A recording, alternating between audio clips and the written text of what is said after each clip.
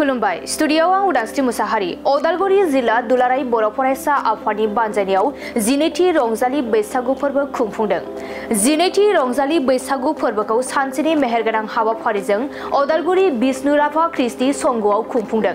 बे सानसेनि हाबाफारियाव गेदेरखौ मान बावनाय आरो उन्दैफोरखौ बोर सारस्रिनाय लोगोसे रंजालि बैसागुनि गोखा गोखै जानाय बायदि हाबाफारिखौ लानानै 12थि रंजालि बैसागु फोरबोखौ हाबाफारि बायदियै अदालगुरि जिल्ला एबसुनि फिरफिलाखौ बिरहोयो आरो बे हाबाफारिखौ मावफुंना होयो अदालगुरि जिल्ला एबसुनि आफादगिरि कर्नेलियास दैमारि बिथाङा। बे हाबाफारियावनो एबसुनि आफादगिरि दिपेन बर' थुनलाइ आफादनि गाहाय नेहाथारि नीलकान्त गयारी आरो अदालगुरि जिल्लानि डिसि पुलक फाटगिरि लोगोसे गोबां दैदेनगिरि मेथाइ खनगिरि मोसाखावरि आरो गोबां रायजो राजाफोरा बाहागो लानानै हाबाफारिखौ जाफुंसारहोयो। उदालगुरि जिला कमिटी एबसुर द्वारा रंजाली बैसागु আজি एदिनिया कार्यसूचीरे इयाते उद्यापन करा होइसे आरो परम्परागतभावे प्राय 12टा बছৰ जिला कमिटीए এই জিলাখনত আমাৰ জ্যেষ্ঠ নাগৰিক আৰু সন্মানীয় ব্যক্তিসকলক বিভিন্ন দল সংগঠনক আমন্ত্ৰিত জনাই পেলাই ইয়াত কোনো ভাষা বা কোনো ধৰ্ম মানে বিবেচনা নকৰাকৈ সকলোকে এটা মঞ্চত আমন্ত্ৰণ কৰি ৰংজালী বৈশাগু ৰঙালী বিহু এদিনীয়া এই উদযাপন কাৰ্যসূচী তেওঁলোকে কৰি আহিছে। আজি এটা সুন্দৰ পৰিৱেশত পুনৰ এই একেটা কাৰ্যসূচী তেওঁলোকে লৈছে আৰু মই ভাবোঁ যে জ্যেষ্ঠসকলক সেৱা আৰু সন্মান জনোৱা আৰু ইয়াত একেলগে ইয়াত নৱপ্ৰজন্ম জ্যেষ্ঠ আৰু সকলোৱে নাচি পেলাই যি এটা ৰংজালী বৈশাগু উদযাপন কৰিছে পৰম্পৰাগতভাৱে আমাৰ যি ৰীতি নীতি আমাৰ নতুন বছৰ আৰু লগতে যি প্ৰকৃতিৰ এটা পৰিৱৰ্তনে মনৰ এটা আশা নতুন এটা চিন্তা নতুন আদৰ্শৰে শান্তিপূৰ্ণভাৱে সমন্বয় আৰু ভাতৃত্ববোধ গঢ় দি পেলাই জীয়াই থকাৰ এটা সংকল্প এই মঞ্চৰ পৰা অসমবাসী বিটিয়াৰবাসীত নিশ্চয় আহিব মই এইটো কামনা কৰোঁ আৰু আশা কৰিছোঁ আগন্তুক দিনত আমাৰ মাজত সদায় শান্তি সম্প্ৰীতি আৰু এটা বুজাবুজি এটা ভাতৃত্ববোধ চিৰযুগমীয়া চিৰস্থায়ী হ'ব। এই বৈশাগুৱে আমাক সদায় অসমবাসী বা অসমৰ ভূমিপুত্ৰসকলক সদায় উৎসাহ যোগাব মই তাকে কামনা কৰিছোঁ। ধন্যবাদ। उदालगुरि जिल्ला दुलाराय बर' फरायसा आफादा दिनै उदालगुरिनि बिखायाव थानाय नैबे बिष्णु राभा ख्रिस्टि संघआव जि मोनसे हाबाफारि खुंदों 12थि रंजालि बैसागु फालिथाय बेवहाय बाहागो लानो मोननानै बर' थुनलाइ आफादनि गाहाय नेहाथारि महरै जोबोद रंजानाय मोनदों आरो बेवहाय गोबां माने आलासि बाहागो लाफैदों। गोबां माने उदालगुरि जिल्लानि गासैबो दख्रानि दैदेनगिरिफोरखौ लोगो मोनदों दुलाराय बर' फरायसा आफाद। जों बयबो मिथिगौ जे बैसागु होननानै बुङोब्ला बैसोनि आगु आरो बेयो बर'फोरनि मोनसे एंगारनो हायै मोनसे फोरबो बियो। बर'फ्रा मोनबा फोरबो फालियो बेनि गेजेराव देरसिन फोरबोआनो जाबाय बैसागु। जोङो बे समाव जायफोर जोंनि बैसोगोरासिन बिथांमोननो खुलुमनाय सिबिनाय बावहरदों आरो उन्दैफोरनो अननायखौ बावहरदों आरो बेल' नङा बे बैसागु फोरबो फालिनाया बर'फोरनि मोनसे सिनायथि बर' हारिनि मोनसे सिनायथि जोंनि सिनायथिया बेयावनो दं। जोङो गोजामसिन सोदोमस्रि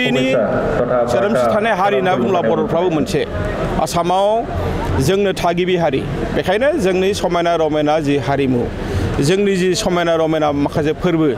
बेखौ नुनानै दिनै जोंनिफ्राय गोबाङा लांबाय बिथांमोनाबो रंजायो गुबुन गुबुन मुं होननानै बिथांमोना रंजायो। दिनै बर'फ्रा जोङो बेखौ बैसागु होननानै बुंदों बैसोनि आगु आरो बेजों लोगोसे सोरबाया बेखौ माने रंगाली बिहु होननानै बुंदों बिथांमोनाबो रंजाथों जों बयबो रंजानो हायो। दा बर'फोरनि गेजेराव नैबे बैसागु फोरबो फालिनायनि गेजेरजों जों मोनसे मोजां थासारिखौ जों मोननो हायो बेखौ जों नुबोदों जे जोंनि गेजेराव जोङो अनलायनाय सैलायनाय बुजिलायनाय जौगानायनि जि मोनसे मोजां थासारि बेखौ जों बानायनो हायो। आरो बेल' नङा जोङो बैसाग दाननि उनावनो जोङो साफ्रोमबो गोदान गोसो लानानै गोदान गोसोनि मिजिं लानानै जों खामानि मावनो आवगायो जिखि फोथारनि सुबुङानो जाया मानो बेखिनिखौ जों नुबोदों आरो दिनै नैबे रंजालि बैसागु फालिथायनि गेजेरजों दुलाराय बर'फोरनो आरो लोगोसे बुहुमनि सुबुंफोरनो गाहाम हामलायनायखौ बावहरदों। निश्चय जोंनि हारिनि समायना रमायना जि मोनसे सिनायथि बेखौ जोङो गुबुननो दिन्थिनो हायो। जोंनि सिनायथिखौ जोङो जोंनि गेजेराव दोनबाथ' जाया जों गुबुननोबो दिन्थिनो हानांगोन दिनै जोंनि आसामा मिथियो जों भारतनो मिथिहोनांगोन जों बुहुमनो मिथिहोनांगोन अब्लासो जोंनि हारियारि मोनसे मा होनना बुङो मोनसे आब्रुथि गोनां मोनसे हारि बेखौ जोङो बुंनो हायो जों मिथिनो हायो जों नुनो मोनदों जे हालामनिनो बा जिल्लानि गोबां बिथांमोननि थाखाय मा बुङो बे हाबाफारियाव बाहागो लानायाव बेथ' जोबोद मोजां थुलुंगाखांथाव मानोना जों जोंनि हारिमुखौ जों सिनायाबा जों सिबियाबा सोर सिनायनो आरो बेखौ जों गुबुनफोरनोबो जों दिन्थिनो हानांगोन जों गावनि गेजेरावल' सिमा खालामनानै दोनबा जाया दा दिनै आं मोनसे सोलायनायखौ नुनानै मोजां मोनदों गामियावबो आगोलाव नोङो बैसागु होननानै बुङोब्ला खोब माने जौ लोंनाय रंजानाय मोसानाय बेबायदि नुयोमोन बिदिनो माने गारि लाखिलाबायनाय हाथाय दखानाव थांनानै फैसा मागिनाय बेखौ नुयोमोन दा खिन्थु बे थासारिया गोबां सोलायबाय आरो बे सोलायनाया बेखायनो फैदों जे दिनै जों बेबायदि माखासे हारिमु माने हाबाफारिखौ लादों बेखायनो जोबोद मोजां जादों बैसागुनि रंजानाय बोथोराव हादराव मोनसे दुखुनांथाव जाथाय पेहेलगामनि जिथु गाग्लोबनाय जाथाय बेनि सायाव सारनि मोनदांथिया गोख्रोंसिन रावजों बर' थुनलाइ आफादा बेखौ सोंखारिदों आरो जायफोर बे खामानिखौ मावदों पाकिस्तानियानो होन बा काश्मीरी मिलिटेन्ट्सआनो होन बिसोरखौ हमनानै बिसोरखौ फोजोबस्रांनांगौ भारत हादरनि गाहाय मन्त्रि नखर मन्त्रि रैखाथि मन्त्रि भारत सरकारनि जेसेबांनाखि जोंनि मेसिनारिफोर दङ बेवहाय खामानि मावनांगौ जोंनि फौजिफोरनि फारसे जोंहा अराय सम सिबिनाय दङ बिथांमोनखौ जों थुलुंगा होदों आरो बेजों लोगोसे आं मोनसे खौरां नुदों मैया दहाय फुङाव नुदों आङो जे आमिनुल इस्लाम होननाय सासे MLA बेखौ बे राजनिति नुदों बेखौ सिगाङाव हमनानै थाबैनो जेलाव दोननांगौ आसाम सरकारनि खाथियाव दाबि खालामबाय जे बेबायदि इसिबां गिलु बालु मोनसे हिन्दुफोरखौ बासि बुथारदों बे समाव बिथाङा राजनिति नुदों बेबायदि मानसिखौ थाबैनो जोबथेसालियाव दोननांगौ आरो दिनै उदालगुरि जिल्ला दुलाराय बर' फरायसा आफादा थांनाय समफोराव जेरैहाय रंजालि बैसागु फोरबोखौ जों फालिबोदों बेबायदिनो देग्लाय 12थि रंजालि बैसागु फोरबो फालिदों उदालगुरि सहरनिनो नैबे बिष्णुराभायाव जों बेखौ बोसोरफ्रोमबो फालिनाय जायो थिग बे लेखायनो देग्लायबो जों फालिदों माने गोजोननाय मोनदों मोनसे जोंनि ओनसोलाव जिहेतु मोनसे गोजोन थासारिया अलरेडि फैबाय आरो बे गोजोन थासारिनि गेजेराव मोनसे गोजोनथिखौ लाखिनानै जोङो बे गोदान बोसोर रंजालि बैसागुखौ बरायनो मोननाया बे जोंनि थाखाय खोब खाफाल गोनां आरो खोब रंजाथावना होननानै आं बुंगोन दिनै उदालगुरि जिल्ला दुलाराय बर' फरायसा आफादा थांनाय समफोराव जोंनि बारग' दैदेनगिरिफोर जायफोरा बे हाबाफारिखौ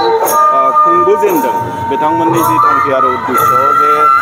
बर'नि जि माहारियारि मोनसे फोरबोखौ मिरु हिसाबै जिल्लानि गेजेराव मोनफ्रोमबो दखरा आफादफोरखौ लानानै खुंनायनि जि मोनसे थांखि आरो बिनि गेजेरजों जोंनि गेजेराव मोनसे खौसेथि मोनसे माने गावजों गाव सोमोन्दो मोनसे लाखिज्लायनाय आरो बेजों लोगोसे बर'नि जि माने आसार खान्थि बर'नि जि हारिमु बे हारिमुखौ भारतबर्षआव बा पृथिबियाव मुलुग दरबाराव मोनसे जायगा लानायनि बा फोसावनायनि जि मोनसे थांखिजों खुंबोनाय बे हाबाफारिखौ जों दिनै बिथांमोननि जि थांखि आरो उद्देश्य बेखौनो मोगथां महर होनो थाखाय दिनैनि पिरि जों दिनैनि बिबानगिरिफ्राबो नारा नाजानाय जादों आरो बिनि गेजेरजों जों आसा खालामदों जोंनि जि थांखि बे थांखिया निस्सय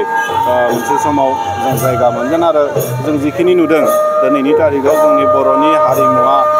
माने सारा भारतबर्षआव अलरेडि एसेब्लाबो मोनथिजानाय जाबाय दिनै जोंनि बे बैसागु फोरबोखौ जायफोर दामनाय देनाय गाननाय जोमनाय आगजु गाननाय जोमनायफोरजों जोङो खुंनाय जायो खाम जथा सिफुं माने जोंनि गामसा दख'ना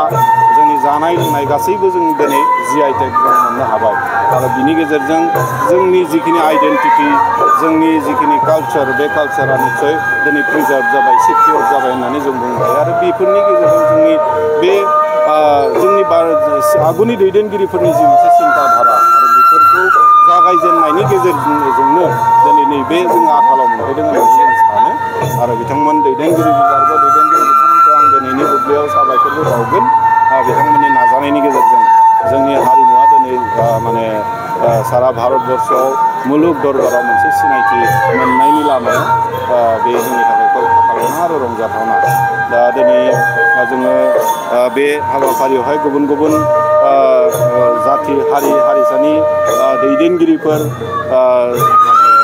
स्टुडेन्ट अर्गानाइजेसन आरो गुबुन गुबुन आफादफ्राबो दिनै बेवहाय बाहागो लादों आरो बिनि गेजेरजों जों बेखौनो जोंनि ओनसोलाव मोनसे खौसेथिखौ